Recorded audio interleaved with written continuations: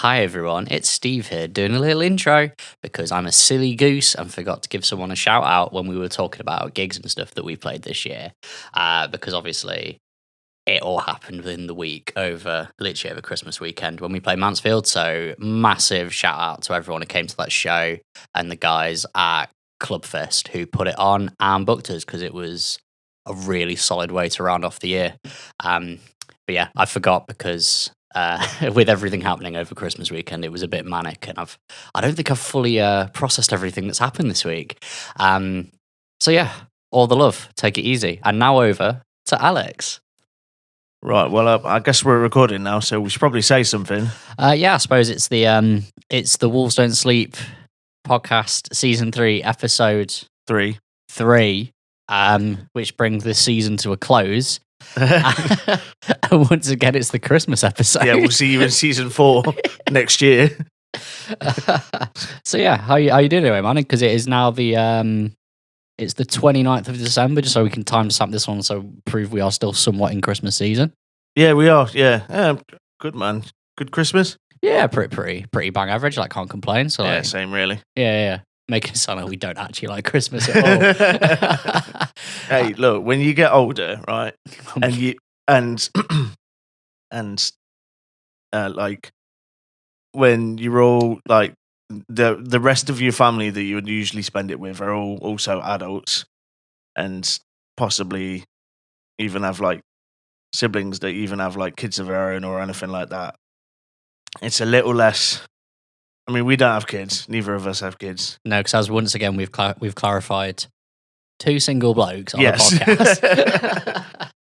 podcast.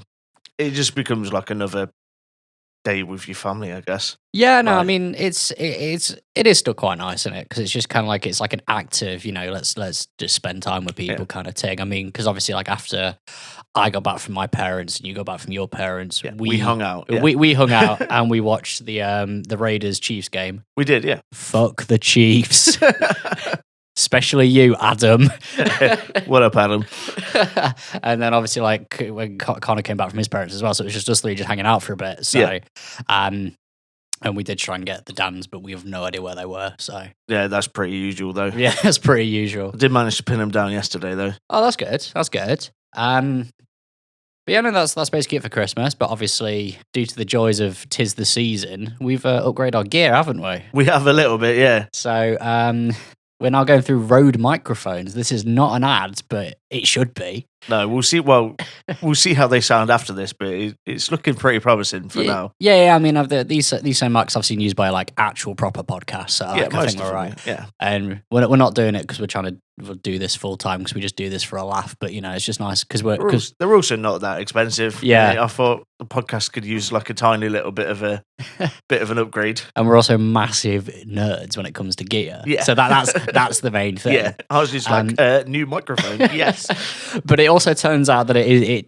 is the season for everyone else starting podcasts and getting podcast gear for Christmas and stuff. Oh yeah, because I saw this meme that absolutely sent me. Oh, yeah. And it was just like straight white males buying podcast gear should be regulated the same way guns are. We'll have to get a podcast license. Yeah, get a podcast license because obviously it is just too easy for anyone to sit and record a podcast. But this is the good thing as well. We like podcasts. We listen to lots of them. Why shouldn't we have just endless amounts of podcasts that you can listen to, and you could distribute them for free as well? So. And in that same logic, why shouldn't I have an endless amount of guns? Because you're not in America. Correct. It is not my Second Amendment right because we live in a semi-sensible country. For that reason, yes. Obviously, we don't very much talk about the gun laws because obviously we're not a country with guns. No. But obviously maybe not shoot people. That's kind of a... We've brought that tangent's gone already. Yeah, right, move on. I'm not going to say anything politically on it, but just don't shoot people, innit? That's pretty much a rule of thumb. Maybe don't be a dickhead. It comes back down to, as we've said before, just don't be a dickhead. Right, so shall we move on to some various bits of news and goings on of the past couple of weeks? I have one that links back to the first episode and possibly slightly the second episode. Oh, God. There is a slight update on Jay Weinberg. Oh, is there? Having been kicked out of Slipknot. Yeah, because I've seen And a lot of the rumors of people speculating as to who the new drummer is. One was a bloke from a death metal band nobody's heard of.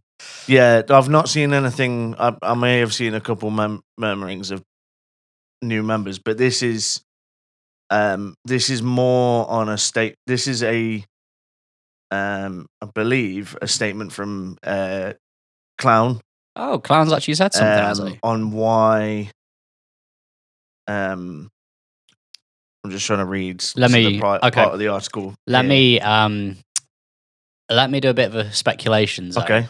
Is it a really pretentious statement? It's very generic. Like, because it's going to be something really I found the part of the naff in article where I'll simply read the quote. Here we go. This is the quote was quoted on Enemy, so a reasonably reputable source. I love that we live in a universe where it's got to the point where Slipknot are so big that the Enemy actually want anything to do with them. It's pretty impressive, isn't it? Oh, look at that scary metal band! But anyway, because they sell at arenas, the Enemy will cover them. Anyway, what did Mr. Clown say? It says essentially as they were getting towards the end of, I guess, the current cycle that they're on. It says, we are completely in reflection mode, and reflection can bring tears. Reflection can bring smiles. Reflection can bring energy. Now we are in a place that we never imagined we would be 25 years on. We're standing really strong, and we're standing really strong, and we're better as people. I think all of us are really, really happy about what we're creating, to the point where we're scared a little bit. Sorry, I'm not the best reader, so keep up with me. That fear is what we live for, and that's what we've always done. That's why we're still here. This is a really long quote. And it's not really. It's in two parts. I think it was part of an interview, and obviously, it's not also not really saying anything. It's just like, so we've always done stuff, and we're still here, and we're doing stuff. So here's the generic part as to why Clown says that Jay is no longer in Slipknot, is that we've moved away from things that we don't that don't belong, and continuously moving away from what is in the way. There are no hard feelings. There is no anger or hate. Nobody's wrong. No one's mad. We are just very aware of us. If you're a Slipknot fan, then you know exactly what that means. The future is very, very excited. I'm excited because no one really knows what we're capable of, as usual. As far as Jay goes, what people need to know is that Jay did not leave the band, and what I want to say is that we're moving on. As the statement said, we're choosing to do something different. This space we're at right now is a very, very special space. Thought about and generated mostly by the OGs, indicating, Corey, Mick. So everyone who's Jim Root, everyone who's not died or been fired or left. Essentially, yeah. So basically, Clowns said it's a creative decision, which happens far too often. And I imagine someone's mentioned that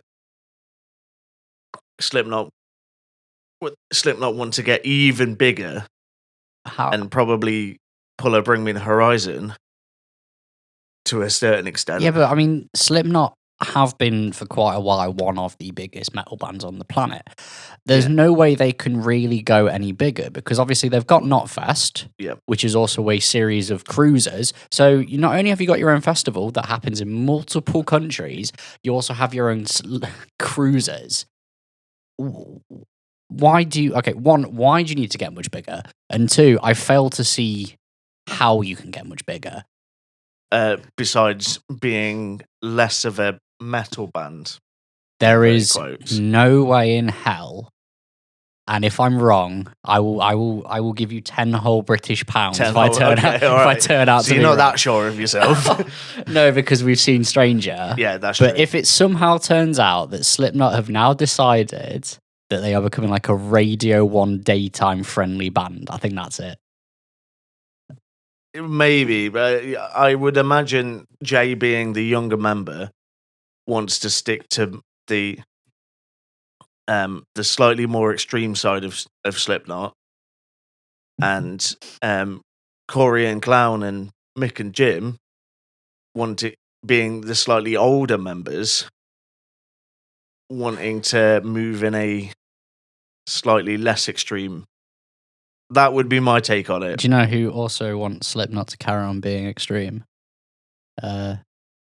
Us, the listener. Yeah, that's true. Like, if I want to... Okay, granted, Slipknot do have some softer songs, which are some of my favourite songs, like Snuff and Vermilion and stuff. It's good that bands can show range, but I swear to God... But they're also... so Snuff, for instance, is also on an album that has songs on it like Sulphur and Vendetta. Yeah, because it's called Range. Yeah. That's basically it. But if you switch up to doing a full album of Snuff... I think I could hack an EP, but not a full album, especially because obviously that's a bit too much vague, and we are just speculating out of our fucking arses. Yeah. But and in no way are we experts about this and never have claimed to be. Not like we've just been watching bands adapt and evolve for a million years. Yep, exactly. But you can kind of speculate to a degree, but also at the same point, you never truly can, because who saw Bring Me the Horizon becoming one of the biggest bands on the planet? No one. No one. And then somewhere out of nowhere, and like Architects and Parkway becoming arena headlining bands. Exactly. So a lot of things can change, but personally, if you're already to be in a position like Metallica, for example, who have just played thrash, since day one. To be fair, Metallica haven't really changed. Exactly. Like the quality of their style may have gone up and down throughout the years. I'm not the biggest Metallica fan anyway, but the bangers are undeniable. Yeah, that's basically it. Like, but we can only see what's going to happen to Slipknot. But you know what I won't be seeing of Slipknot next year?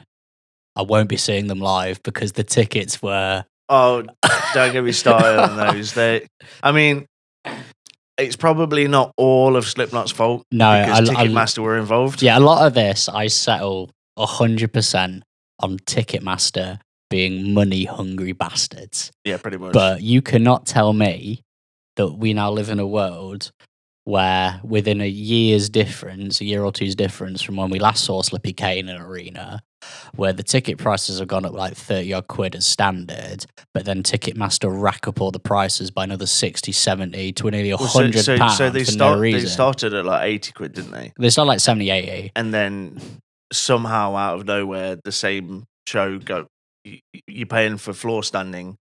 Yeah, because goes up to 130 quid. Because the EU have been doing a lot of laws and stuff to do with anti-scalping and stuff, which I'm very on board for.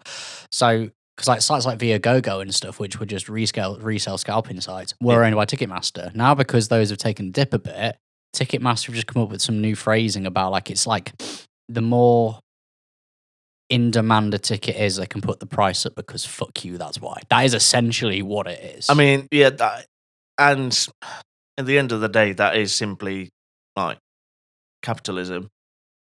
Yeah, I mean the worst thing is... if you look at it straight, it is just capitalism. Yeah, like, they are technically they're well within their right to do so. Oh, but yeah, also stop. Yeah, and also don't pay those prices. I looked at it and went, I'll think about it, and then the price is shot up, and I went, yeah, no, and that's it. I was the same. I was on the edge at 80 quid a ticket. Yeah, to go see Slipknot, but at 130, no. Especially because we've got tickets for Polaris next year, and that's 25 quid. Yeah, Polaris and Silent Planet and Pale Dusk and whoever the other band is. Like that's a no-brainer. 25 quid. All right, done. Let's go. Yeah, absolutely.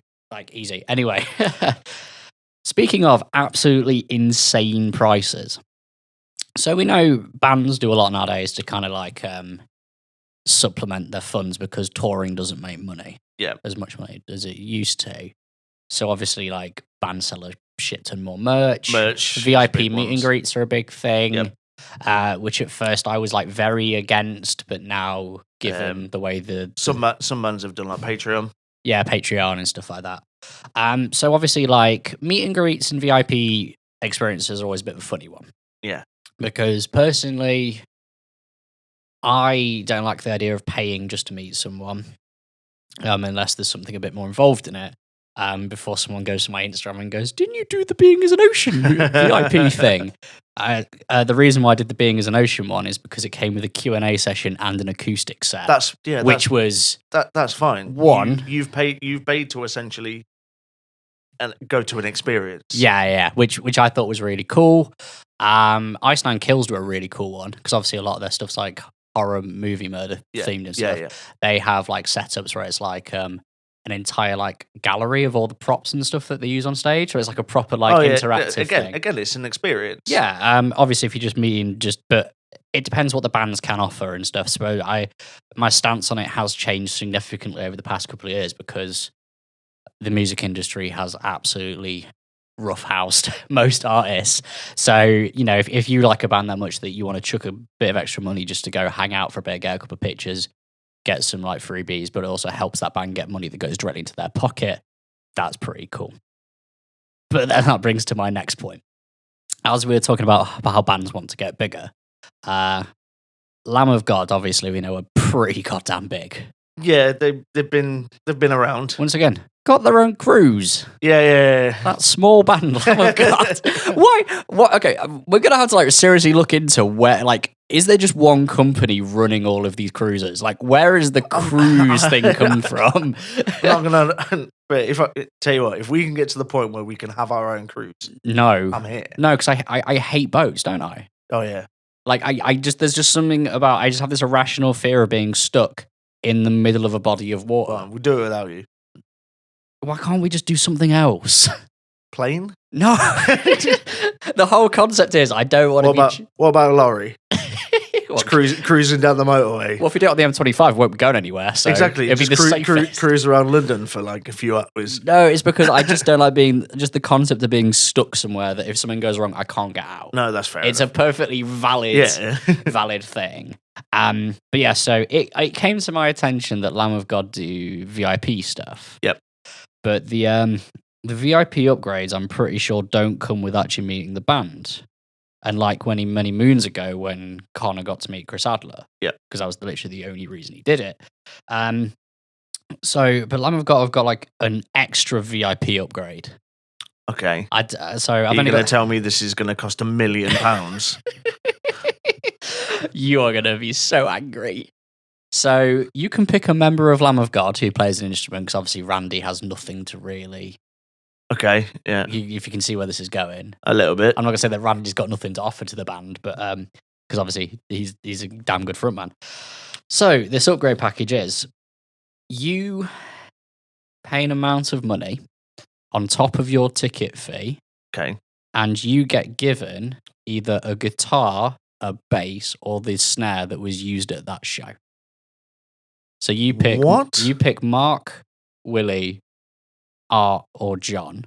Yeah. And you get literally their instrument they used. Oh, I see why you say Randy doesn't really have the microphone front of house used. The worst thing you do, do you want Randy's SM58? Like, it costs like 30 quid. Yes. That's been spat into. Yeah. I mean, to be fair, like, it is literally those guys' like signature kit. Yeah. No, that's fair enough. Because if you were looking to buy one, why not get it at the gig and it got played and stuff? It is just like extreme merch at this point. It is extreme merch. But do you want to guess how much these cost? Okay, well, so given that,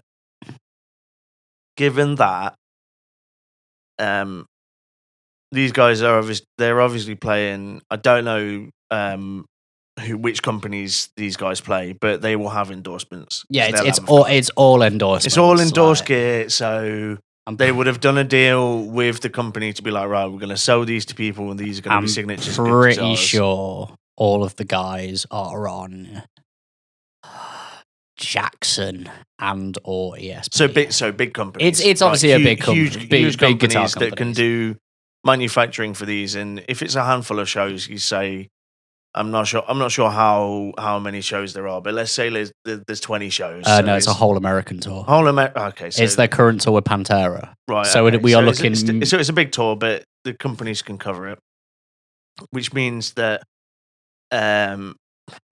let's say Lamb of God aren't paying for the instruments, but There'll be like a deal between the company will take 50%, let's say. Yeah, or at least like production I'm going costs. to say $500. My brother in Christ, you are not there.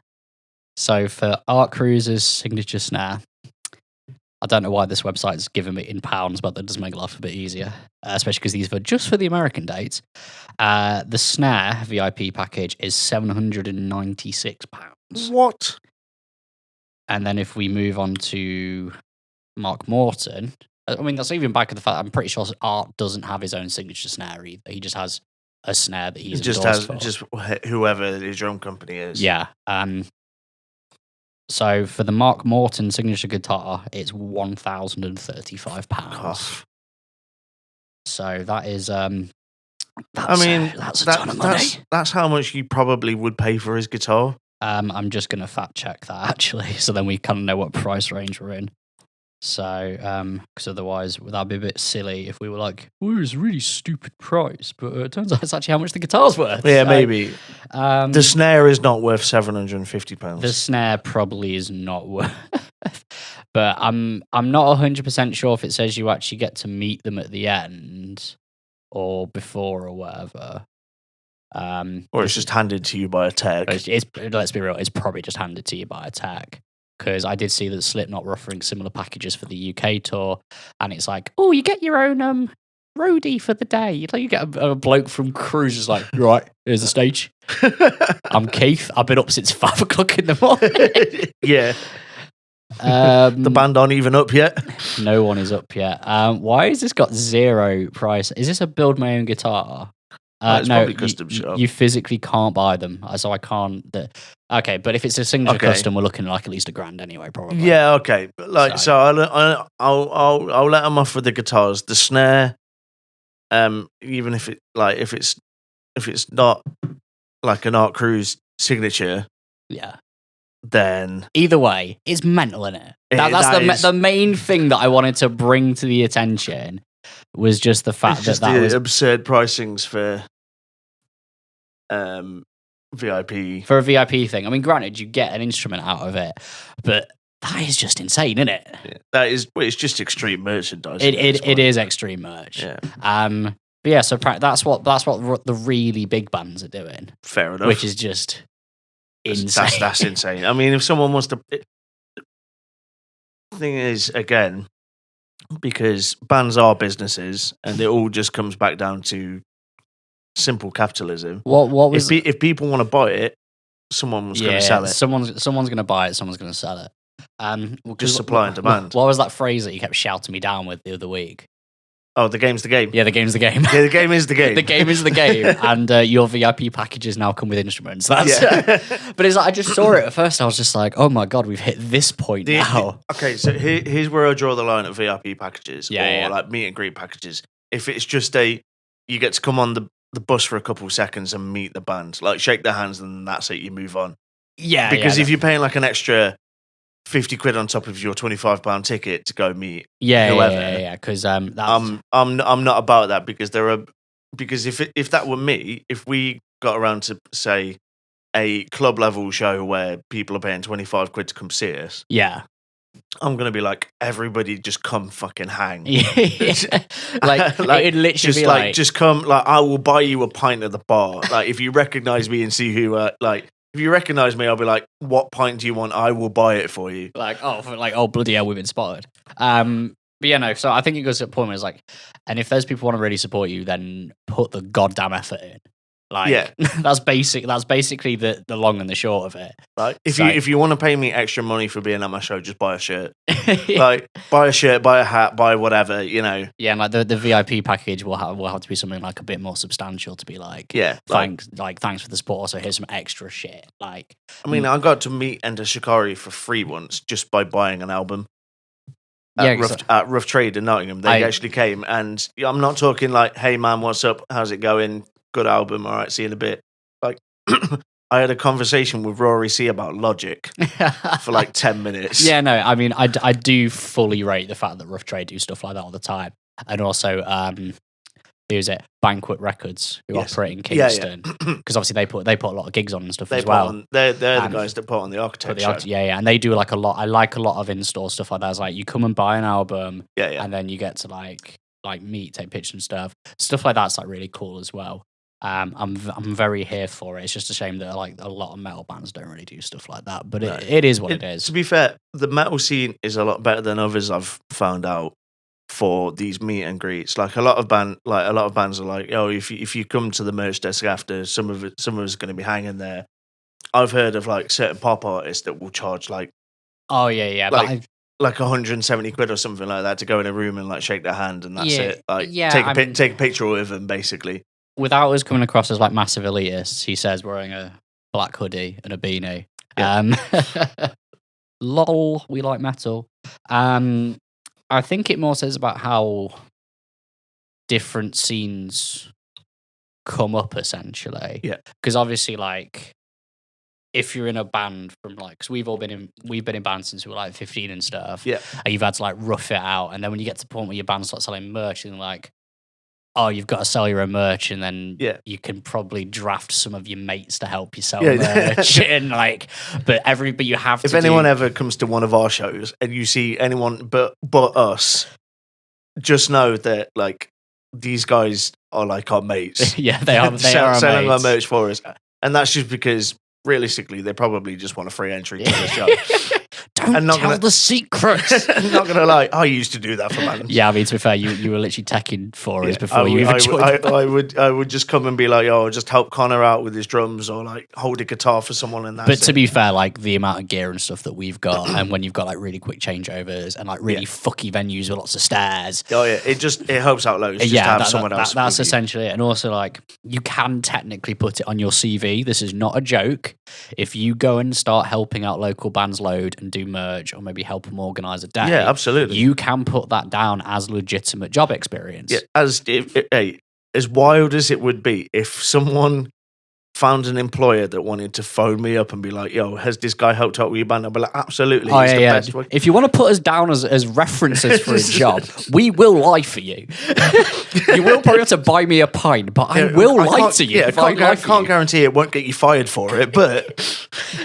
But no, because obviously if you think about like, a lot of the stuff that goes into going to a gig, like we've done stage management like artist accreditation, and just like when we've done our own gigs, like the amount of logistics and stuff that goes into that, it's huge. That's a lot of skills that you don't, until you actually sit and think about it, you can just whack that as job experience. Oh yeah, it's like, you know, time management, like stock management, or people management, people skills, like talking to people, sales.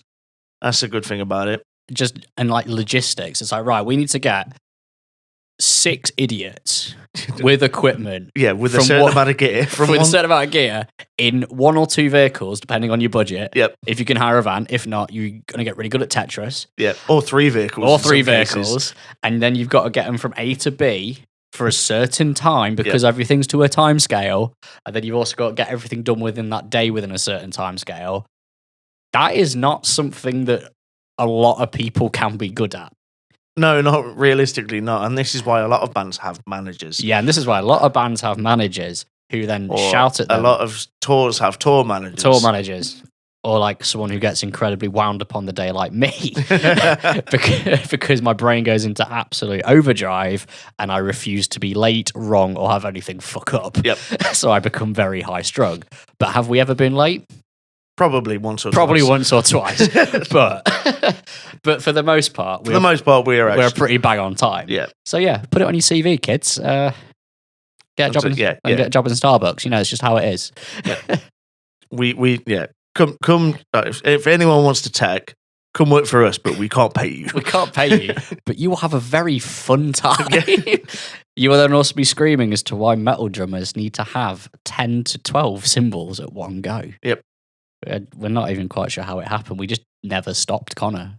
We just kind of let him get away with it. Like, it's because he buys it in secret and then shows up and he's like, Connor, is that a new cymbal? He goes, no. And we're like, Connor, is that a new cymbal? Yeah, but then also because we're nerds, we also go, oh, that's a nice cymbal, isn't it? Oh, what does it sound like? Oh. Yes, you're keeping that. He's like, yeah, I planned on it. Right. that about I've got like 2 more bits. The other bit was 2 weeks ago. I want to go see Fit for a King with a Muir throne Oh yeah, and the gloom in the fucking corner from Ausland. go for it. Surprising no one. Another stacked metal lineup. It banged. End of discussion. Fair enough. That's essentially it. I mean, like, what else? What else do we say? it was absolutely hog wild. Gloom in the Corner from Australia. Obviously, I'm massive fanboys of those guys, Yep. and it was dead sound to have a chat with a few of them during and after the show and stuff. Lovely blokes. Again, just getting to chat to one of the bands because they just like meeting people that apparently have heard of them. Yeah. So she's like, this is our first European and UK tour, and we're all the way from Australia. And me just going, I literally, like, you being added to the lineup, it secured me buying a ticket because I'm obsessed with you. Obviously, I didn't say it in that kind of a creepy way. It's more of a, I've been listening to you for a very long time, and I'm very glad that you're here. Throne are one of the silliest bands that I've seen in a hot minute of just imagine. absolute aggression. Amure. That's it. That's Amure. Send tweet. It's Amure who refused to play with house lights. Yep. You get what you're given, and there's just bangers.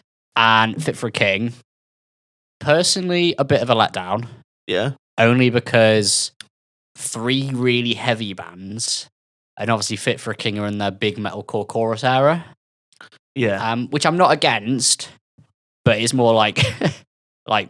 You've just seen Gloom in the Corner, Throne, and Amure. Yeah, and Amure, and then it's just like, wow. It's like, Yeah. Like, but obviously you do kind of need that as like to round off the headliner. But it is cool the fact that Fit for a King took out bands like that with them. But the set was solid. A lot of massive choruses. Like, those guys can write a chorus. Like, I can't fault it, but just like going from Amure into it, like, it was just slightly jarring. Yeah, it was a bit of a jarring change. But do I fault the tour? No. Would I see it again? Yeah. Like, end of. Yeah, right. And I've got my last one, and it's a bit of a left field. Bit of a left field. Kanye West's new album art looks like a Burzum album cover. Right. I was not expecting those words to come out of your mouth. Yeah, it kind of, because I'm just on Reddit a lot, obviously. Yep. And so I'm sometimes on like the popular section and the stuff that's not just the stuff that I follow. It's just what's on Reddit today that's popular. Yep. So a lot of the stuff, like, because obviously Kanye is just a bit massive, isn't he? So everything that insane person does. Oh yeah. So it comes up. So then I was just scrolling through Reddit and I saw that. Oh, it does. Look at the font. That's the Burzum font. Right, for everyone listening, just go Google the new Kanye West album cover. Yeah. And then like even there was loads of people in that thread went, yo, why does it look like a Burzum album? And then I also went in like a bit of a rabbit hole of comments of there, finding out that there are a lot of rappers that apparently sample black metal, which raises a lot of questions, especially because of the sometimes it gets a bit Nazi in there, doesn't it? Burzum. You can't cancel me, Var, because you're barely allowed on the internet. Yep. And he's never going to find this. We hope. Please don't stab me like you did Euronymous. That's not how I want to die, as funny as it'll be. But yeah, so I'm going to be doing a bit of research at some point of like looking into like various rap songs that have sampled black metal, but it's not just like modern, but it's like early stuff as well, like Mayhem and like stuff like that, which is just wild if you think about it, because like these are guys where like most of the music videos are like, I'm really generalizing, I'm so sorry, but it's not stuff that you'd attribute of anything to do with like the black metal aesthetics. Not usually, no. But these guys apparently have heard of black metal and then are sampling it, which I think is like, I think it's really interesting. That is like this isn't me like hating on hip hop or anything. So I'm a big fan of it. For those of you who have seen me get drunk and actively put on Stormzy at one. Yeah. I'm the same, man. Yeah. Kanye's music is actually really good. Kanye as a person, questionable. But yeah, so I think that was a really interesting rabbit hole to go down. Why his stuff looks like Burzum is a very interesting, especially with his most recent anti-Semitic outbursts, which is also similar to Varg. I'll I'm hoping the two aren't connected, but if the album drops and it says featuring Varg Kearns, I'm done. I'm going to walk into the ocean and end it all. That's it. But yeah, so that's all my topics. That last one went a really left field, and I'm so sorry, but unfortunately, it's happening, and there's nothing we can do to stop it. Yeah, fair enough.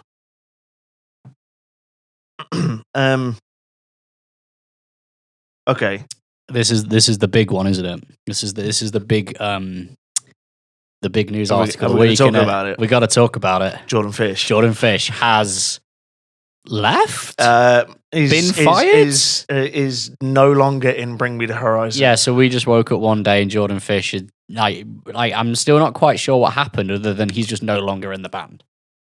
I'm just reading about it now, because obviously the statement is similar to the Slipknot. Yes, it's similar to the Jay Weinberg one of Bring Me the Horizon have parted ways with Jordan Fish. Yeah. Which then you realise so the statement reads, Bring Me the Horizon have decided to part ways with Jordan Fish. We want to thank him for the musical journey he took with us and wish him luck in everything in the future. Meanwhile, we continue to work on Next Gen with brand new music coming very soon. See you on our UK tour in January, which is like the most generic. It is also in like 3 weeks. I'm going to that. Once again, the tickets did not cost £1 million goddamn pounds. And again, with very similar to Slipknot, Jordan Fish, he says, I'm really grateful for my 11 years in Bring Me. Like, that was very similar to, we discovered that Jay had said he'd been in Slipknot for 10 years. Yeah, we're like, oh my God, we're getting old. But you forget how old Sempiternal actually is, because that was his first album. Yeah, you mean when Bring Me started getting good? Yes.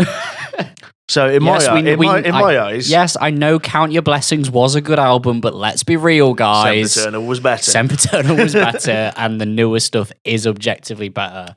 Pray for Plagues does still bang, and it was important for deathcore. Yeah. But Bring Me the Horizon are doing collabs with Baby Metal, and I prefer that. Can we also... I've just seen that they've announced the title of their next release. Well, they already did that. It was like Future Human something. Post-Human Next Gen. Yeah, just some words in it. No, but which is the same as their post-human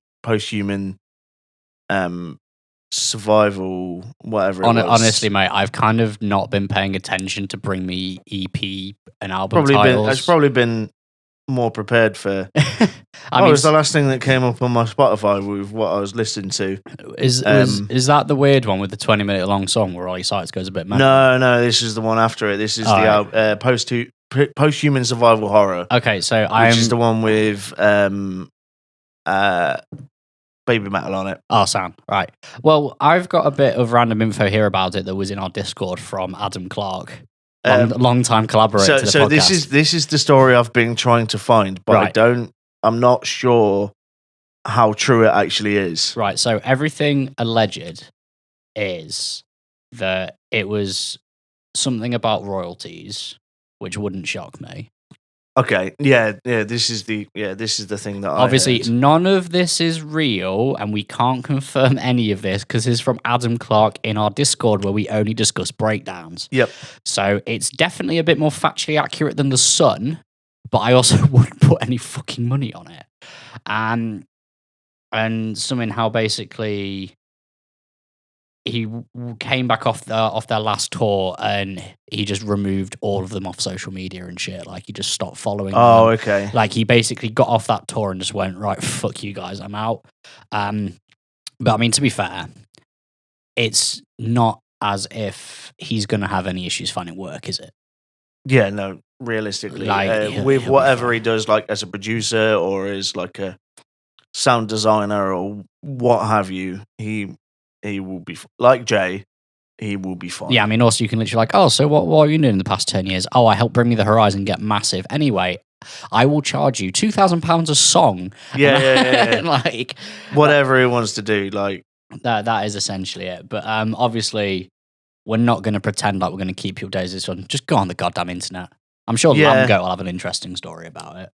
So there was one alleged thing that he withheld new material from the rest of the band due to like royalty disputes. I'm not sure how true that is, but also what a way to do it. When I mean, it would explain why the album was supposed to come out like a month or 2 months ago. it has been postponed, and then it just got postponed for no reason. So and then Jordan Fish I think that's where the almost conspiracy theory comes from, that Jordan Fish withheld Could you imagine the album from them until he got paid what he was due. Could you imagine if there's like a point where someone leaks the new Bring Me album, but it's not like the one that gets released, and it turns out Jordan Fish leaks his own version, and then we've got like the Jordan Fish like we've got like two versions. It can be the same as when Thyart fired CJ and redid the album, and then there was a bunch of people self-owning themselves on social media, pointing them that they're bigots,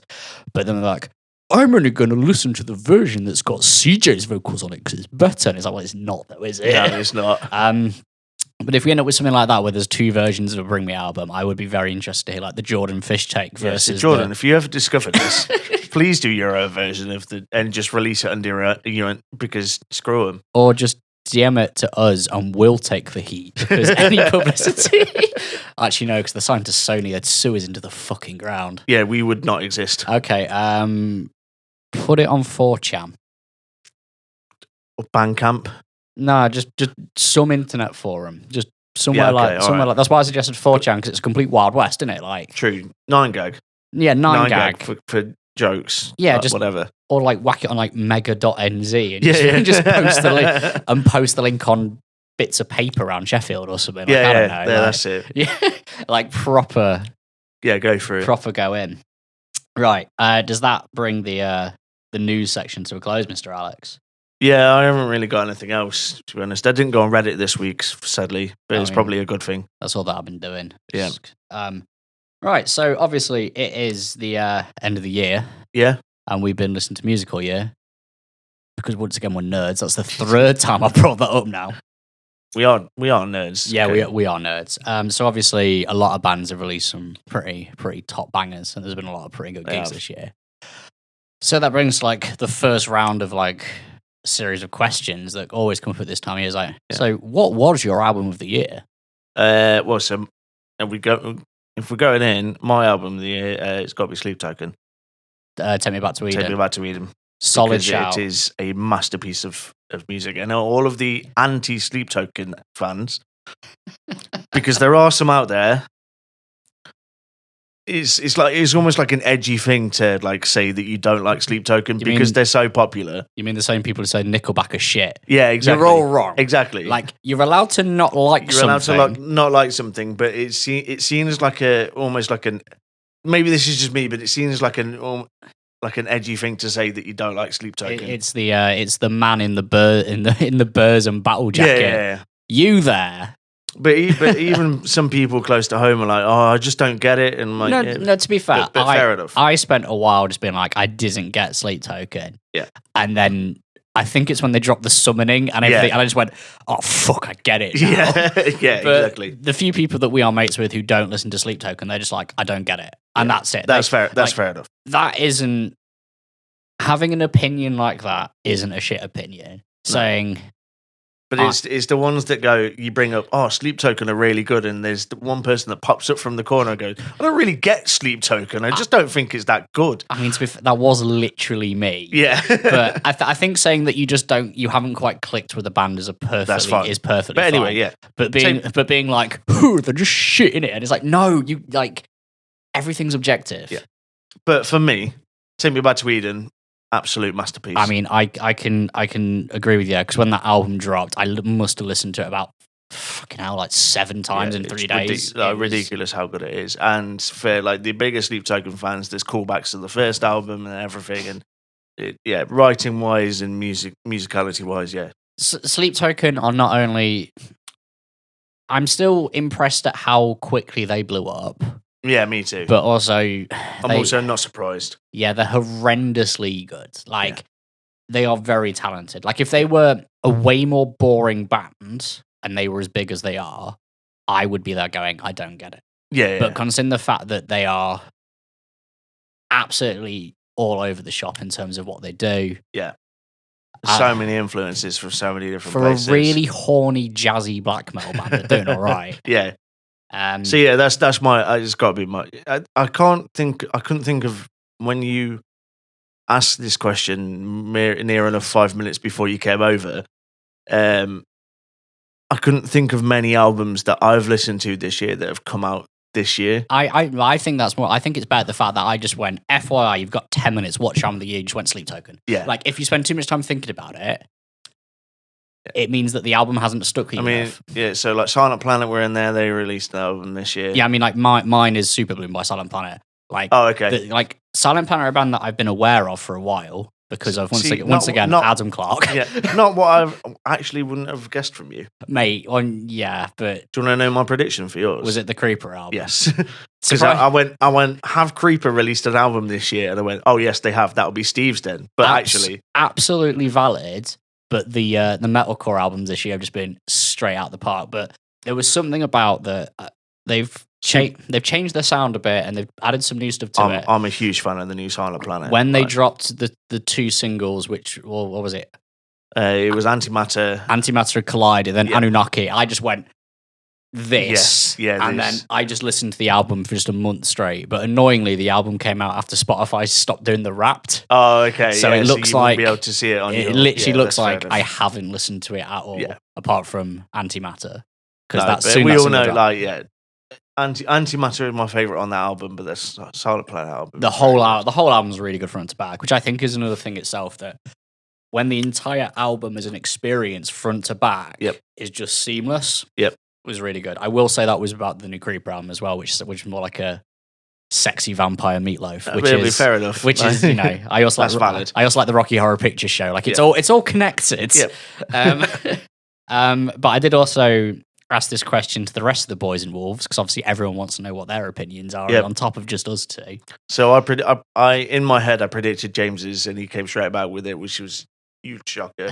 But for anyone that knows James, he did pick Fatalism by Polaris, which I've got to say is an incredible album again. Yeah, once again, metalcore doing bits this year, innit? Big up the boys in Polaris. Obviously, the guitarist Ryan did pass away, sadly, which is that is fucking shit. Yeah, that is a shame because he was very good. Yeah, so but yeah, so it's good to see that Polaris did really well, and also they did get a #1 album in Australia. Yeah, which is big with good reason as well. With good reason, I'm not surprised. No, I mean slightly surprised that it's metalcore, but like they got best metal, which I'm not surprised by. But then they got an actual #1. They got an actual #1, which is similar to Architects did similar in this country. I mean, I'm surprised when metal bands get #1s over here. I'm less so with Australia. No, I feel like fair enough. the Aussies, because obviously they start off with like AC/DC. Yeah. I think the Aussies are less they're less pigeonhole music like we do over here. Because like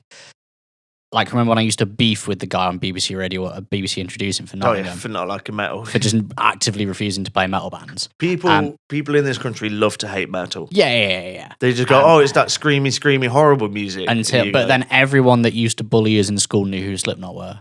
Which always really confused me. Because I'm pretty sure that some of the people who bullied me in school knew about Slipknot before I knew about Slipknot.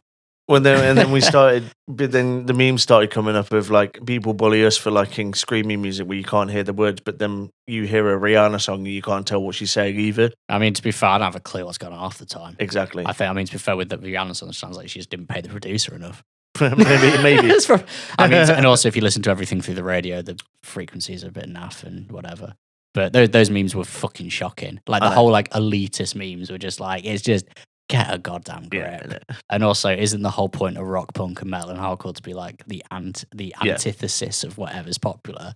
So the whole point is you kind of go, we just kind of know no one's really going to give that much of a shit about metal, even though there's like millions of people who listen to metal. It's just the social norm. But if you got going, I wish metal was more popular, and then when metal bands do get more popular, everyone has a bitch about it. Yep.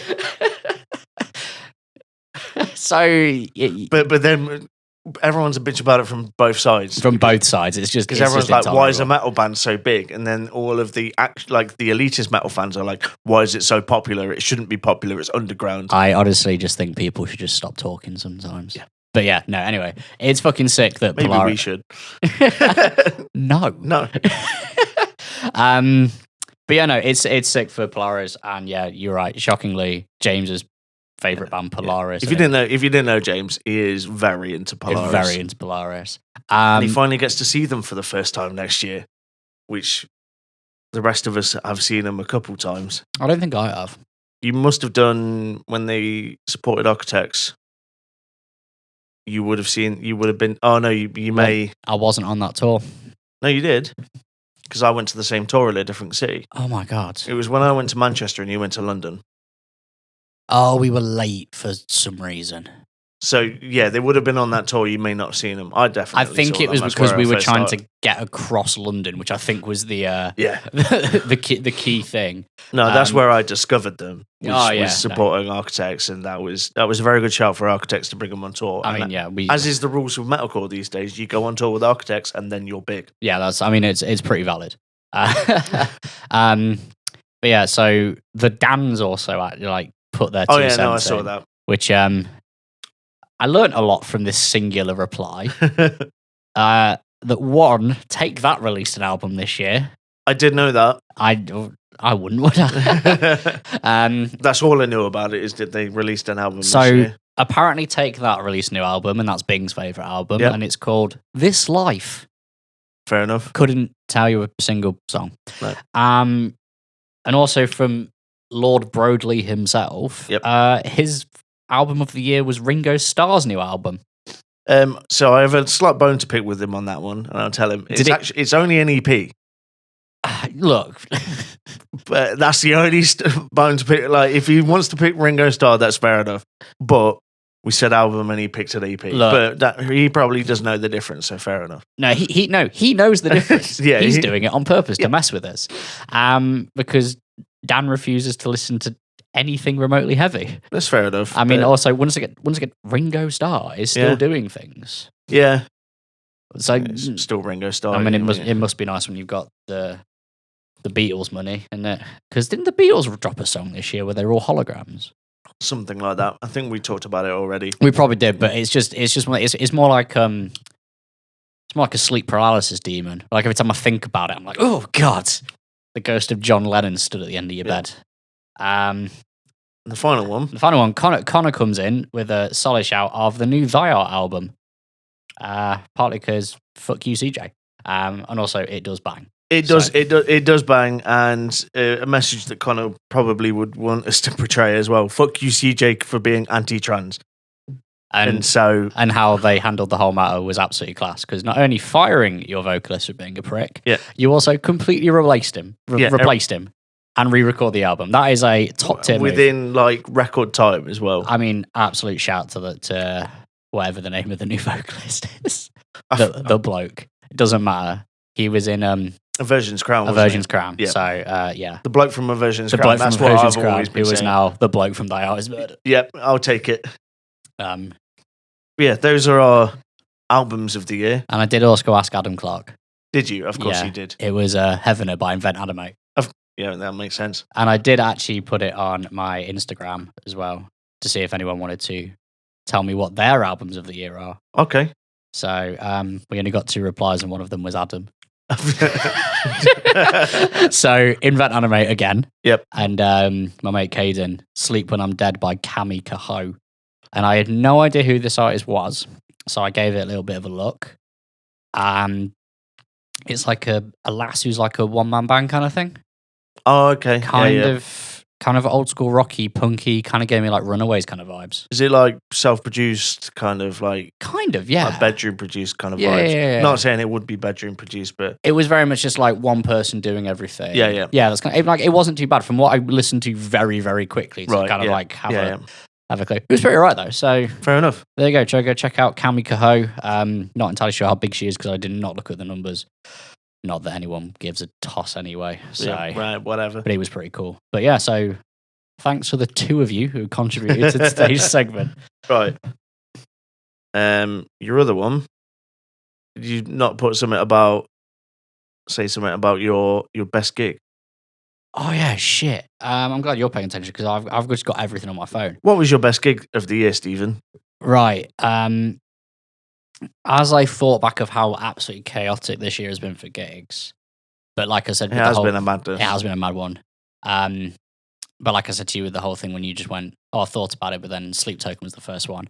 For me, it was when I saw the Wonder Years do the Greatest Generation in full. Fair enough. Like just absolutely undeniable. Yep. So I'm gonna have to say mine was again Sleep Token, and I'm not talking about the Wembley show. I know a lot of people probably went. Well, a lot of people definitely went to the Wembley show, but a lot of people, if you're listening to us, may have gone to the Wembley show. I saw them back in the beginning of the year. Yeah, it was it was either with like January, February, or something. North Lane with and- North Lane support, and that was it. Yeah. And it was in. It would have been an entirely different vibe to the Wembley show because this was pre Take Me Back to Eden. The singles were out. Well, most of the singles were out.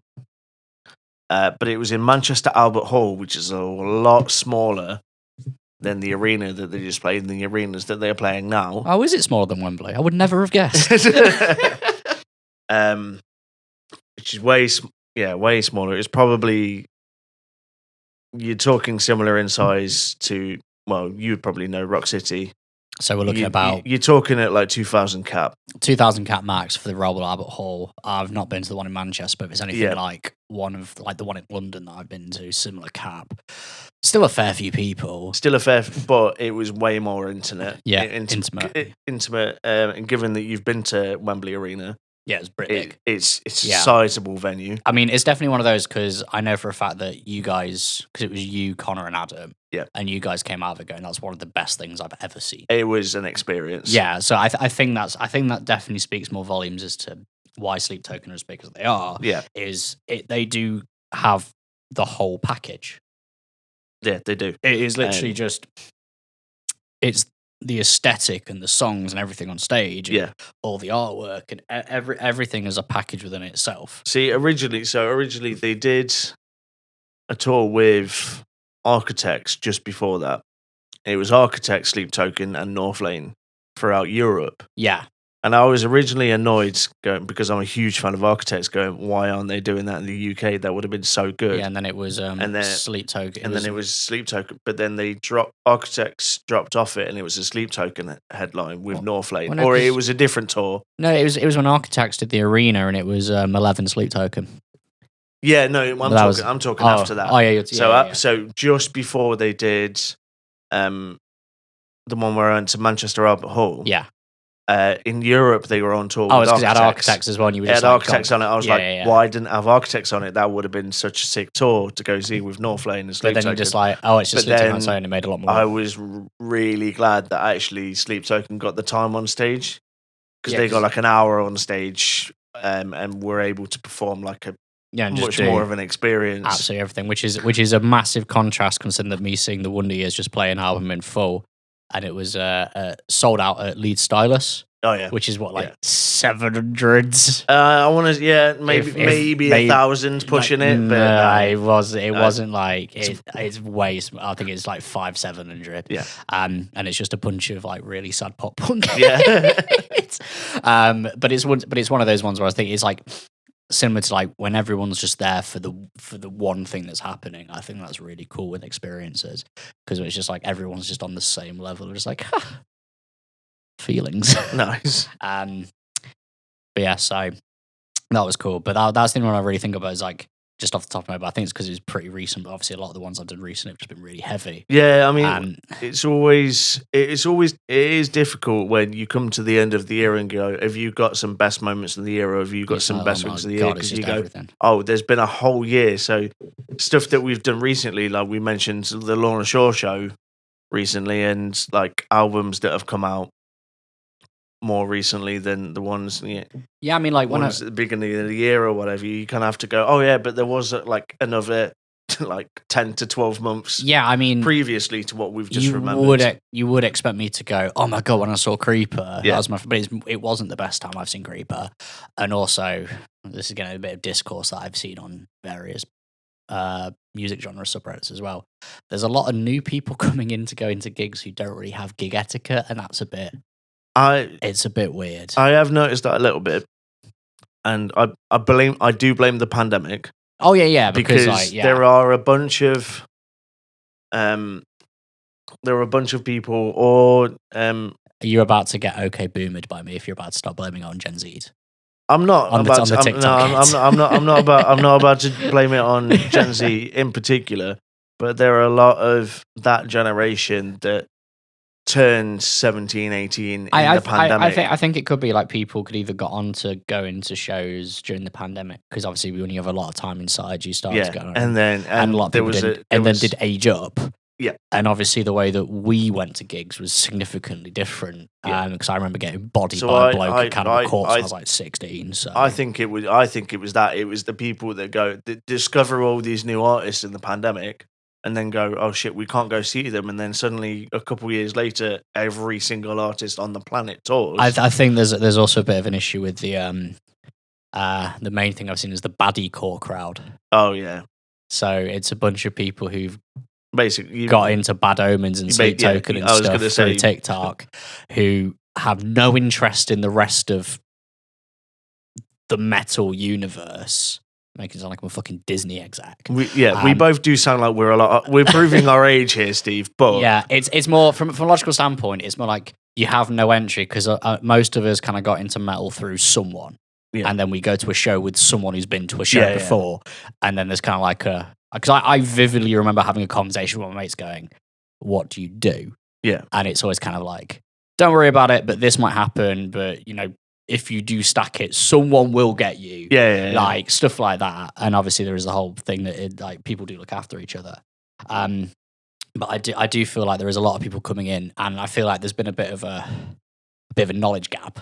Okay. So this is not me hating on anyone, but I do feel like it's from all the stuff that I've seen on especially on Reddit and stuff of people going mainly in America for some reason. Like my issue with the creeper crowd that I had was I saw a bit on Facebook where apparently some people being a bit like aggro, which is weird because Creeper are not a heavy band in the slightest.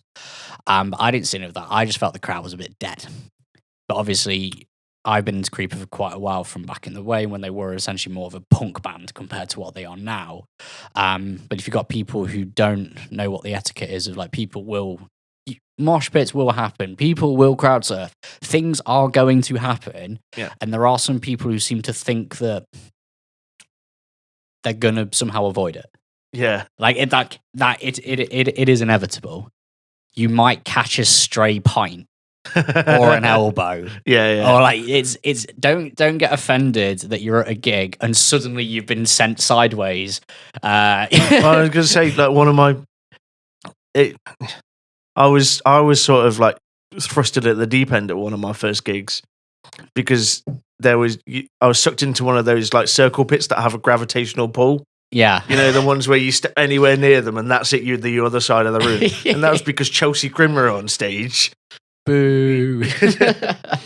No, I don't hate Chelsea Grin. It's just a long running joke between me and Beth. Yeah, okay. Long inside joke, but yeah.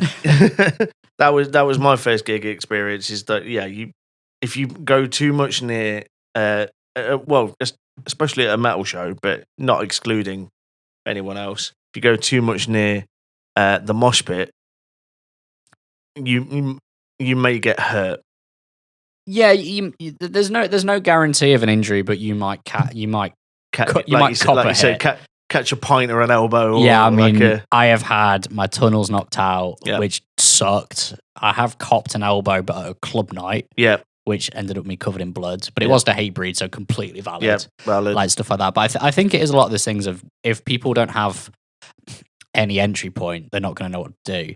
And I think some people decide to go off with kicking off instead of just like acknowledging, like read the room. Yeah. That's it. You could probably go on YouTube and go how to behave at a metal show, and there'll be like a Jared Dines video about it. Oh my god, should we do that? Should we start doing like metal show instructional videos? No, but I think it'd be funny. It could be funny, but no. I'm gonna do it anyway. Okay, all right. And you say no now, but you know full well that you're going to end up. What'll probably actually end up happening is that you'll do it and I'll go, okay, I'm on board. Look, I'd just me, clipboards and a high vis. All right, okay, yeah. And then a lot of really dodgy editing. I reckon it'll be sound. It might be good for the shorts crowd, the TikTok crowd. Hey kids, we're going to teach you pit etiquette. Don't die. He should be. To be fair, we should roll in podcast favorite Adam Clark No, because that man for pit etiquette. That man should be on like a no-fly list. I'm genuinely a no Beyblade list. I'm genuinely scared for the current show next year at Key Club because it's sold out. Yeah. God help us. Right, so that was like an incredible tangent, wasn't it? Yeah, that was good. So, do you want to play a game, Alex? Yeah, you mentioned something about a game. Apparently, I'm going to play a game. You're going to play very a game, intrigued. and it's going to be called Alex Guesses r/Metalcore's Best of 2023. r/Metalcore's Best of 2023. Okay. Have we got like a top 5 in there, or Bro, there's top 5. So God, there's like a million categories. There's like a million categories. We're not going to do the whole thing. Is the game just suck. like I guess something and you see it's in there and we just go into? I'm going to go. You've got to guess like the number one of each category. Right. Okay. But if it's a shit category, I'm going to skip it because we do not have all. I only have one answer in my mind. Is all of them not loose? No. All right. Cool. You might not be far off with some of them. So what do you reckon album of the year was for r/Metalcore? Oh, we're talking these kind of categories. I thought you were just like talking like top talking points. Oh no, there's silly things on here from the subreddit. Album of the year for r/Metalcore. Yeah, a bunch of dudes don't go outside and listen to breakdowns. Basically us. I'm going to say Polaris. No, it was Invent Animate. Okay, fair enough. So the best way to run this is pretend that you're Adam Clark. Right. Okay. Yeah. Pretend I am the curator of Only Slams. Yeah. So Song of the Year. Song of the year. This is more into your territory. Is it Architects? No, Make Them Suffer. Ghost of Me. Oh, nice. Yeah. Okay. Yeah, I'll give them that. Yep.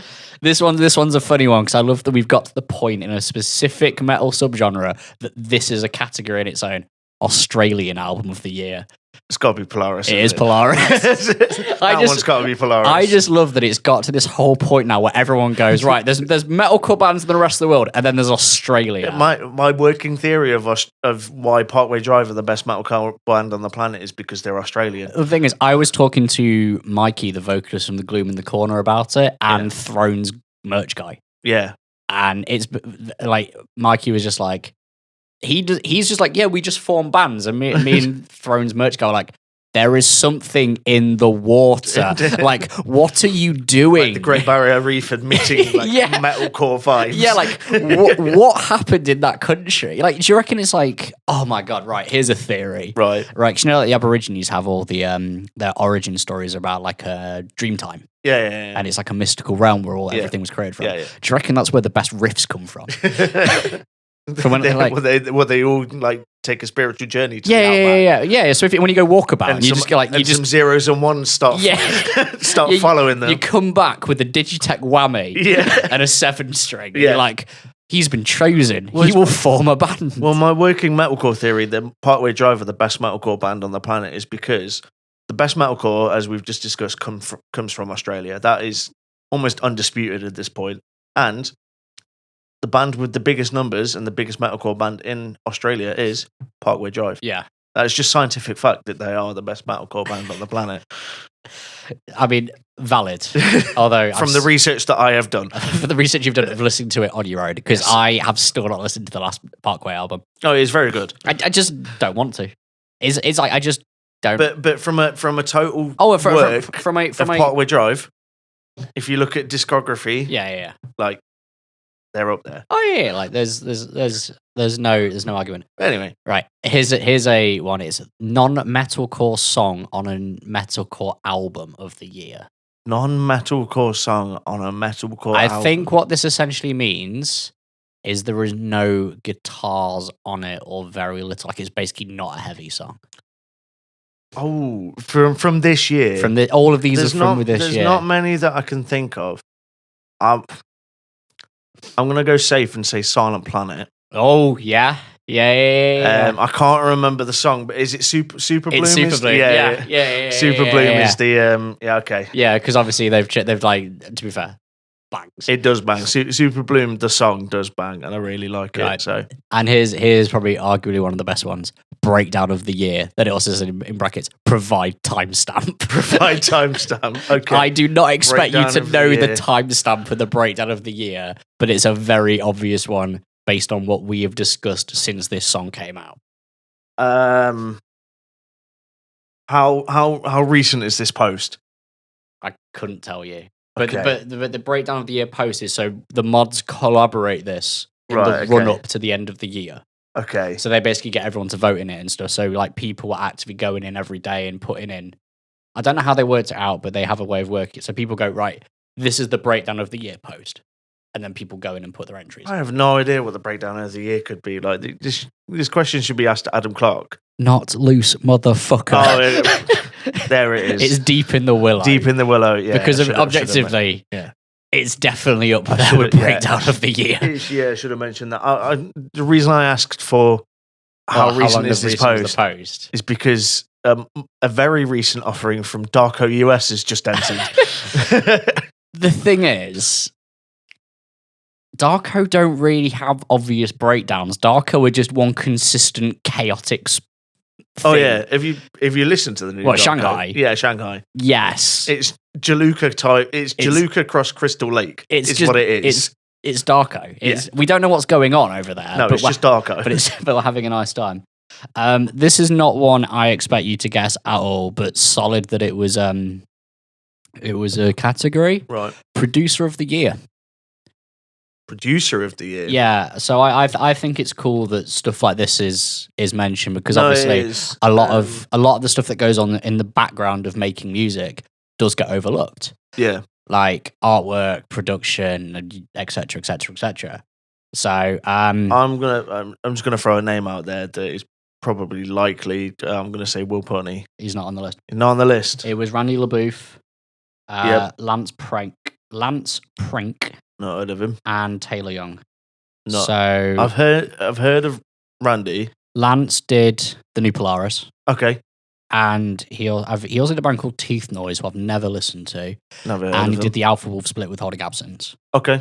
Taylor Young did a band called Vamachara. Not heard of him. Tsunami Hazing Over and Year of the Knife. I think Year of the Knife are a hardcore band, so I think it might I be have heard of the name Year of the Knife. I Yeah. don't think I've listened to them, but very, very hardcore. yeah, okay. Like they play like They're the kind of band who end on like Outbreak. Yeah. So that kind of world. So Yeah. I reckon that's where he's from. Oh, and Cruelty. Yeah, it's hardcore bands. They're from Japan. They're actually really scary. Yeah, okay. But yeah, so Fair enough. I think it's cool the fact that producers get yeah, because obviously I like that. we are big into like a new song comes out and we go, who's produced this? Like we keep saying, we are nerds. we are We are just horrendous. we are just music nerds through and through. So we've also got album openers, but that's not interesting. Most anticipated release of 2024, which is just obviously is Make Them Suffer, Bring Me, Not Loose. I am waiting for whatever Make Them Suffer come up with because You it has fancy the synth player? No, not because of that. Allegedly. But no, like Doom Switch and Ghost of Me were really good. And Doom Switch was brought out end of last year. To be fair, Doom wanna Switch say, absolutely slaps And like this. Ghost of Me was brought out earlier this year, and they have toured, and so I'm just waiting for them to drop that release. Yeah. Like, or at least announce it. And this is ongoing, so we are not going to do all of them. Don't worry, we're not going to like what are we on now? Like over an hour? We are on an hour and 12. Yeah, we're going to stop and go and chat about some bollocks. That's fine. Non-metalcore record of the year. Yeah, I'm not going to guess that because You will. Non-metalcore record. So record of the year for r/metalcore, but it isn't by a metalcore band. Is it Sleep Token? Of course, it's fucking Sleep Token. Like I don't know literally. what. See, that confused me because I don't know where I place Sleep Token, but I guess you don't place it in metalcore. Sleep Token are a band Like that exists. Sleep Token or Sleep Token. Sleep Token are technically a metal band. I would put them under the prog metal outfit. Yeah.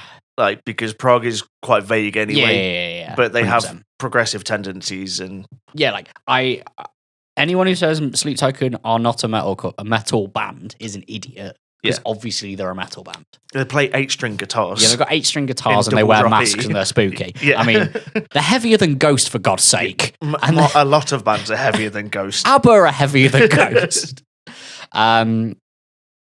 We also got... Oh my God, I lost my place. Thanks, Reddit. This is going to sound really bad, but this is exactly how it's written verbatim. Right. And do not cancel me. This is exactly what is written verbatim.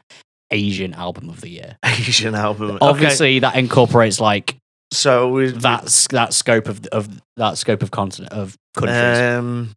Asian album of the year. So like essentially, it's just 3 Japanese bands. They could have just put Japanese album. Of the year. So are we talking Crystal Lake? No. That really silly band that me and Berry like, Hanabi. Oh really? Yeah. God's sake. Also, no, because Crystal Lake haven't released anything. They literally only just got a new. They literally just did X Factor, but for vocalists. Did they? No, didn't they do? Did they do that EP? Not an album. Literally. No, you're right. Yeah. Literally No, they did, but they did release this year. But it was. And also that band that I sent the footage from, Sailing Before the Wind, the one that do all the choreography. Oh yeah. So they're pretty cool. So there's loads of other ones because obviously like best vocal performance, best guitar performance, closing track of the year, EP of the year. Do you want to read out the ones for vocal and guitar performance? So we've got the vocalist from Invent Animate. Yep. Shocking no one, Spirit Box. No, I will agree with that. And Currents. Okay. There is an ever-loving theme of this where the same bands keep appearing. You mentioned EP of the year. Can I throw Spirit Box in for my guess on that one? For 50 points, that is number one.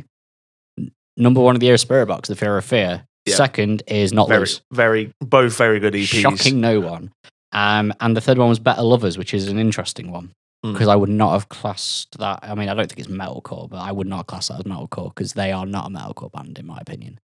But I could be wrong. Each to their own, but metalcore say they are, so. Yeah, all right. What do I know?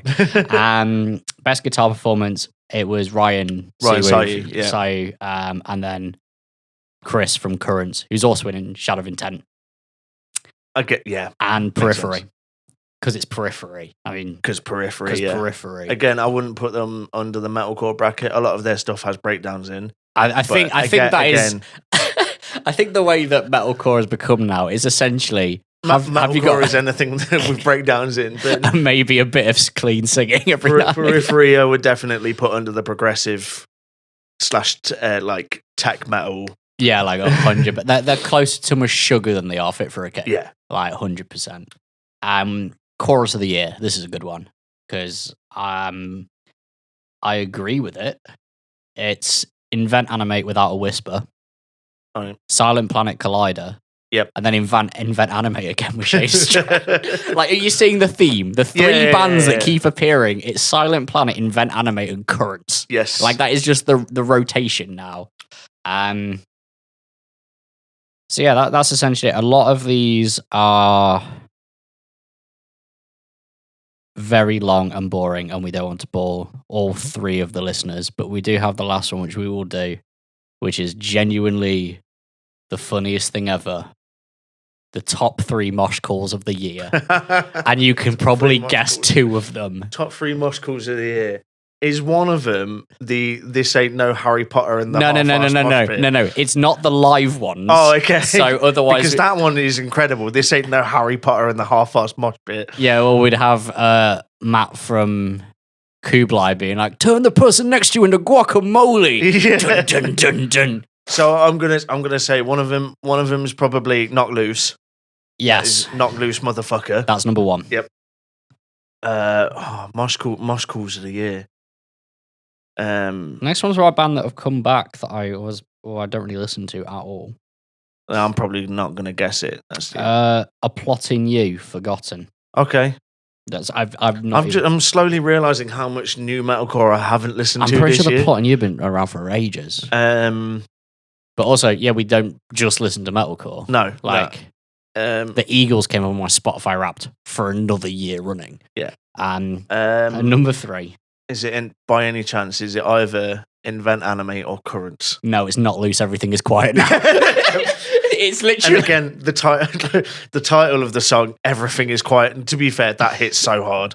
Exactly.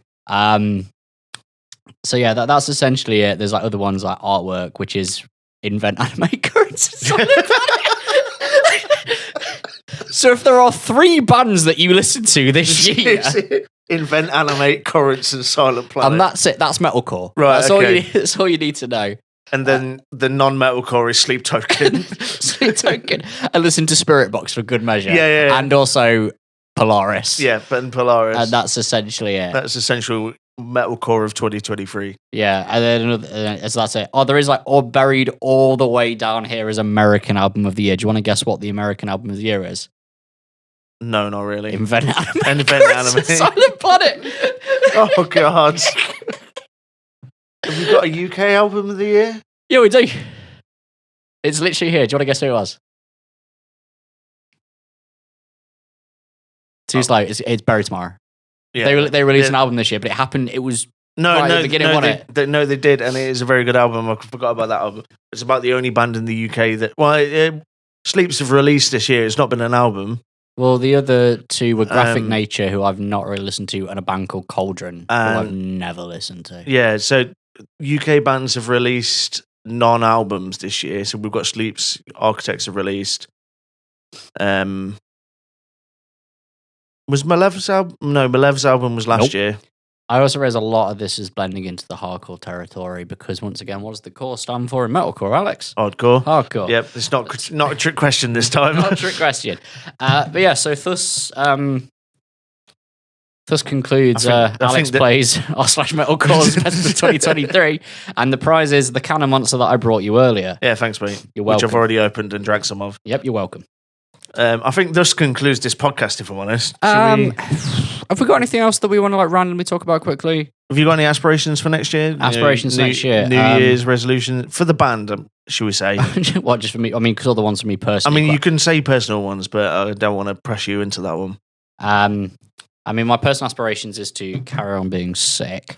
Okay. That's a good one. I mean, the annoying thing is literally because we have near enough everything back for our next EP. So unfortunately, realistically, so what I'll say is that last year, as an artist or musician or whatever, I had set one goal for myself, which was release some form of music somewhere, and we have done nothing. And we've done so.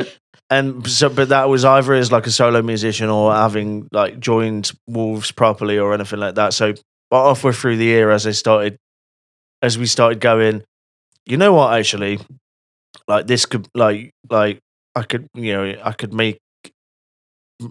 essentially become like a member of Wolves. And I was like, right, cool, sorted. We've got the EP on the way. That basically solves my one goal of releasing music for this year. And what did we not do, Steve? Release music this year. Because for some unknown reason, this is absolutely no hate to anyone at all, but for some unknown reason, Wolves, in our many, many years of existence, as you already know anyway from just hanging out with us and stuff, we're cursed, aren't we? Yes, we are. Like, but it's fine. It's fine. Like, stuff is happening. Yeah, we'll have a release next year. It's one of those, like, and if we don't, I will walk into the sea. Yeah, that's the thing. It's just like I said, the thing is like there is absolutely no hate because shit just does happen. Yeah. But it's just really funny because it's just like the amount of absolutely really silly things that happen to us as a group of people. It's been ridiculous. Like anyway. it's like every time that we do something, we're like, right, sick, let's get the next thing rolling. Yeah, and then something else will break. Something happens, and we're just like, something happens to derail it. So essentially, my personal goals for the year is that meme of like crossing out 2023 and putting 2024 on the top of your goals for the year. I mean, to be fair, like we haven't had a bad year considering that we've quote unquote done nothing. Because we played a lot of really cool shows. We did, yeah. We've played a few shows. And to be fair, like filming the video was sick. Filming the video was very good, and we have the product back. And we have very, the video, very good. Which will come onto the meme that I'm going to finish the podcast with. But it's ultimately, I think the main thing about creating art, especially at a level where you barely make money for it, if at all. If at all. I mean, massive shout out to everyone who's come to see us at the last few gigs and stuff. Big up the 0161. And an even bigger shout out to anyone that's ever bought merch, because that is the main way. That was the main thing. We, considering that we have not put out any new material in a while since Clarity, and that was midway through the pandemic. Yeah. So tough time to release.